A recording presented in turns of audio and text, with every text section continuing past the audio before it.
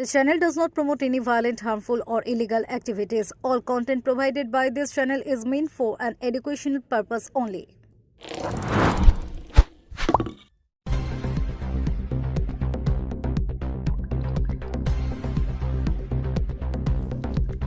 চুঁচুড়া ইমামবাড়া সদর হাসপাতাল পরিদর্শনে নবনির্বাচিত বিধায়ক সুবীর নাগ।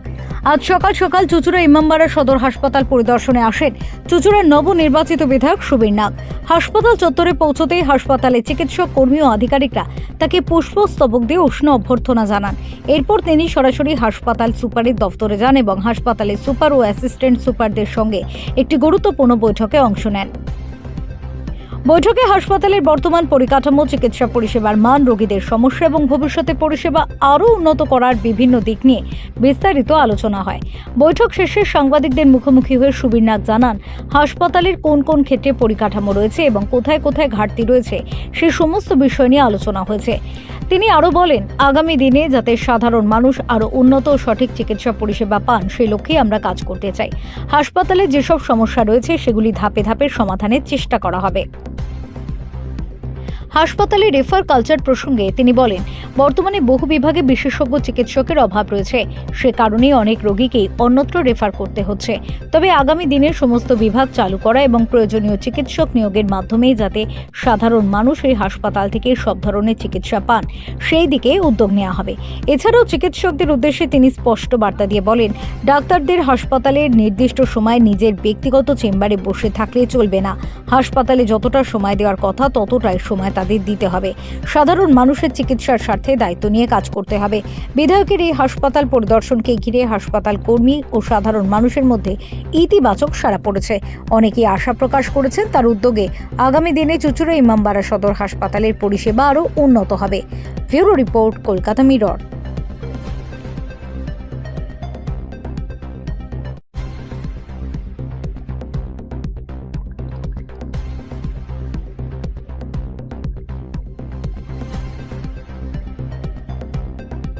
বললে তো কোনো সমস্যার সমাধান হয় না, সমস্যার সমাধানটা করতে হবে। আমার আজকের বিষয় ছিল হসপিটালে কি আছে ইনফ্রাস্ট্রাকচার, আর কি নেই, কতটা কি করতে হবে। দেখুন, আমাদের মতো এরকম একটা সদর হসপিটাল যেখানে প্রচুর মানুষ এর ওপর ডিপেন্ডেন্ট। এখন মেডিকেল কলেজ একটা আরামবাগে হয়ে গেছে, আমি ওনাদের থেকে যেটা জানতে পারলাম, ডিস্ট্রিক্টে একটার বেশি মেডিকেল কলেজ স্যাংশন হয় না। কিন্তু এখানে নিউরো ডিপার্টমেন্ট প্রচণ্ড প্রয়োজন, কারণ বেশিরভাগ যারা অ্যাক্সিডেন্ট হয় আমাদের এই এক্সপ্রেসওয়েতে বেশিরভাগই কিন্তু চুঁচুড়া হসপিটালের ওপর ডিপেন্ডেন্ট। তাদেরকে এখানে পাঠানো হয় একটু ট্রিটমেন্ট, জাস্ট এখানে হয়তো অর্থোপেডিক ট্রিটমেন্টটা হয়, নিউরো ট্রিটমেন্ট করা সম্ভব হয় না যেহেতু ডিপার্টমেন্ট নেই। তো সেক্ষেত্রে যাতে ডিপার্টমেন্ট করা যায়, হেলথ আমাদের মিনিস্ট্রির সাথে কথা বলে, দেখুন কিছু সিস্টেমের ল্যাকিং আছে, সেটাকে ওভারকাম করতে হবে আমাদের, এবং যাতে মানুষ ঠিকঠাক পরিষেবা পেতে পারে। এখানকার বাথরুমের এমন অবস্থা, সুস্থ মানুষ গেলে অসুস্থ হয়ে যাবে।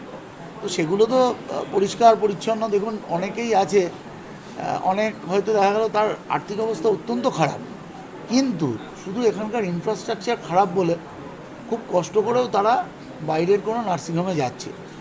কিন্তু দেখুন, একটা হসপিটালে যে গুণমানের ডাক্তার থাকে সেটা কিন্তু আপনি কোনো নার্সিংহোমে গিয়ে সেই সুবিধা বা সুযোগ পাবেন না। হসপিটালের গুণমান অনেক অনেক বেশি, কিন্তু ইনফ্রাস্ট্রাকচারটা ঠিকঠাক নেই। এটা আমাদের তৈরি করতে হবে। আমি আশা রাখছি, ওনাদের সাথে কথা বলেছি, ওনারা কি কি করতে হবে সেই বিষয়টা আমাকে জানিয়েছেন। আমি আরও একটু ওনাদের কাছ থেকে জানতে হবে। আমিও তো এই ডিপার্টমেন্টে খুব একটা সব কিছু জানতাম এরম নয়, আমি জানার আগ্রহ নিয়েই এসেছিলাম। ওনাদের থেকে শুনলাম যে ভালো পরিষেবা বা উন্নত মানের হসপিটাল বা মডেল হসপিটাল তৈরি করতে গেলে আমাদের কি কি সহযোগিতা দরকার। তো ওনাদের এখানে অনেক কিছু তৈরি হয়েছে, এখন সেগুলোকে ঠিকঠাকভাবে কাজ করানো। শুনলাম ডায়ালিসিস ইউনিট আগে 5 জনের ছিল, এখন 10 জনের হতে যাচ্ছে, কিন্তু চালু হয়নি। তো এই ধরনের বিভিন্ন সমস্যা আছে, যেই সমস্যাটাকে আমরা ওভারকাম করতে পারি শুধু সদিচ্ছা থাকলে। তো ওনাদের সদিচ্ছা আছে। আজকের ডেটে দাঁড়িয়ে আমার খুব পরিষ্কার বার্তা, হসপিটালে এসে অযথা কেউ চোখ রাঙানি কোনো কিছু চলবে না। প্রশাসন নিজের ক্ষমতায়, দক্ষতায় চলবে। কেউ যেন দ্বিতীয়বার আমাদের শুনতে না হয় যে প্রশাসনের সিট দ্বারা অন্য কারোর কাছে বিক্রি করা আছে। এটা হবে না। হসপিটালের যারা অ্যাডমিনিস্ট্রেটর আছে তারা তাদের দক্ষতার পরিচয় দিয়ে ভালো পরিষেবা দেবে।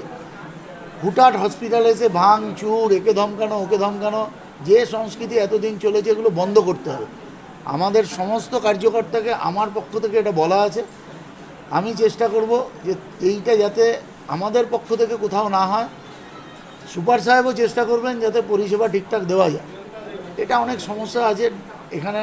অনেক সময় দেখা যায় অনেক ডাক্তারবাবু আছেন, সবাই নয়, বেশ কিছু ডাক্তারবাবু আছেন যারা হসপিটালে অনেক কেস করতে চান না, তারা পাশের নার্সিংহোম দেখিয়ে দেন।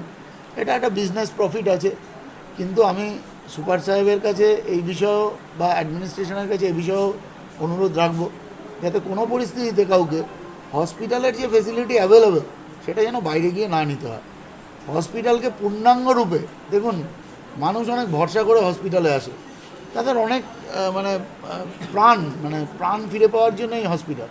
আর এখানে দেবতুল্য ডাক্তারবাবু যারা আছেন তাদেরকে যদি ঠিকভাবে কাজ করতে দেওয়া হয়, আমার মনে হয় আমার এই হসপিটাল আগামী দিন, হুগলি জেলা হসপিটাল আগামী দিন সারা পশ্চিমবঙ্গের কাছে একটা মাইলস্টোন হয়ে থাকবে। সেই চেষ্টা শুধু আমাদের দিক থেকে না, সবাই মিলে আমরা কাঁধে কাঁধ মিলিয়ে লড়বো, করব। যেমন ওনারা চাইবেন, আমার কাজ হচ্ছে সেটা উপর অবধি কনভে করা। আমি অবশ্যই সেটা চেষ্টা করব, লড়াই করে হসপিটালের জন্য আরও ভালো ইনফ্রাস্ট্রাকচার, আরও ভালো সুন্দর ব্যবস্থা, এবং সর্বোপরি এখানে এসে যেহেতু ওনাদের স্টাফের সংকলন খুব কম, যা শুনছিলাম গ্রুপ ডি স্টাফ 138 জন থাকার কথা, সেখানে মাত্র 32 জন আছে। ওনাদেরকেও তো দোষ দিলে হবে না। এখন ডাক্তার হয়তো দেখা যাবে যা থাকার কথা তার 50%ও নেই, তো ওনারা চালাবেন কী করে? এত বড় ইনফ্রাস্ট্রাকচার চালাতে যা যা দরকার সেটা ওনাদের প্রোভাইড করতে হবে। সেটার জন্য যা যা চেষ্টা আমি অবশ্যই করব। ওনাদের সাথে আলোচনা করেছি, ওনারাও আমাকে কিছু ডকুমেন্ট দেবেন। আমিও হেলথ মিনিস্টার যিনি হবেন বা আসবেন, মিনিস্ট্রির সাথে কথা বলে যতটা সম্ভব আমার গর্বের এই চুঁচুড়া হসপিটাল যেন পুনরায় তার স্বমহিমায় ফিরে আসতে পারে, এর জন্য আমরা চেষ্টা করব। আমি আশা করি যা বলবার পরিষ্কার বলেছি। এই জাতীয় কমপ্লেন যদি কারোর পক্ষে থাকে, আমার বিধায়ক হিসাবে যেখানে কমপ্লেন জানানোর দরকার অবশ্যই জানাবো। যার যতক্ষণ ডিউটি হসপিটালে থাকতে হবে, তার কাজ থাকুক না থাকুক, তাকে হসপিটালে থেকে তার ডিউটি পূর্ণ করতে হবে।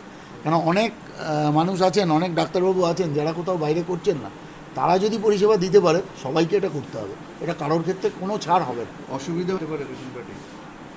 পেশেন্ট পার্টির তো দেওয়ার জন্য, অসুবিধাকে সুবিধা করবার জন্য সুপার সাহেব আছে। আমার সাথে ব্যক্তিগত যোগাযোগ দরকার নেই, কিন্তু কিছু যদি হয়, দেখুন আমি তো হসপিটাল থেকে 1/2 কিলোমিটারের মধ্যে আমার বাড়ি, কিছু অসুবিধা হলে আমি জানতে পারবোই।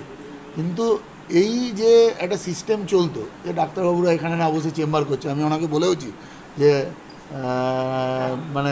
এখানকার যেটা হয়তো ইজিলি হসপিটালে ডেলিভারি হতে পারে সেটাকে বাইরে গিয়ে সিজার হচ্ছে বেশি পয়সার জন্য, তাহলে মানুষ পরিষেবা কার থেকে পাবে?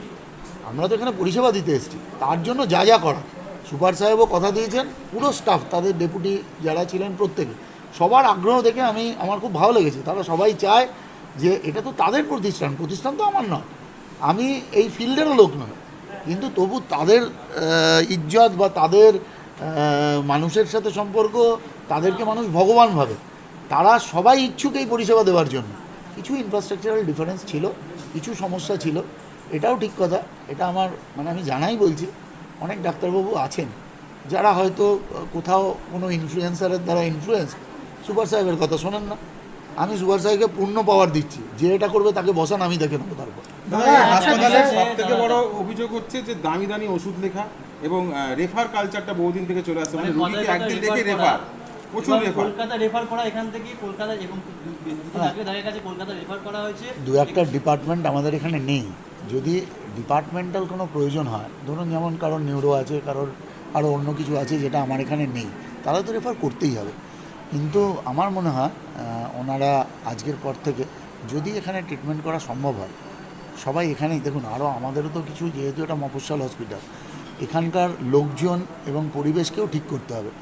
অনেক সময় কিছু ক্রিটিক্যাল কেস হলে ডাক্তারবাবু কখনোই চান না যে একজন রোগীর মৃত্যু হোক, তারাও তো তাদের পরিষেবা দেওয়ার চেষ্টা করে।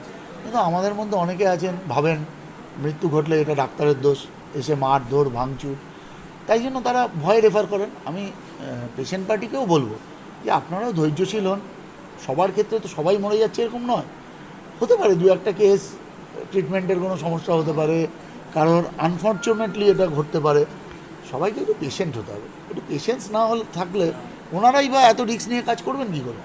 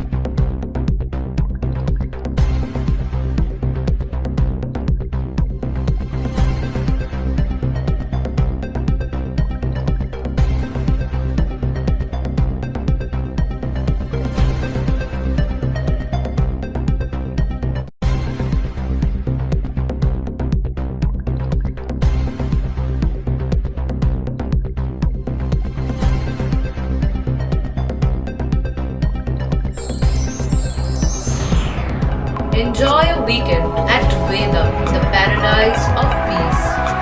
A home away from home.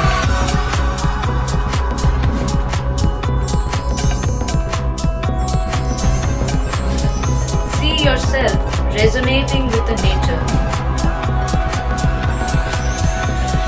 Vedam welcomes you to create your best memories.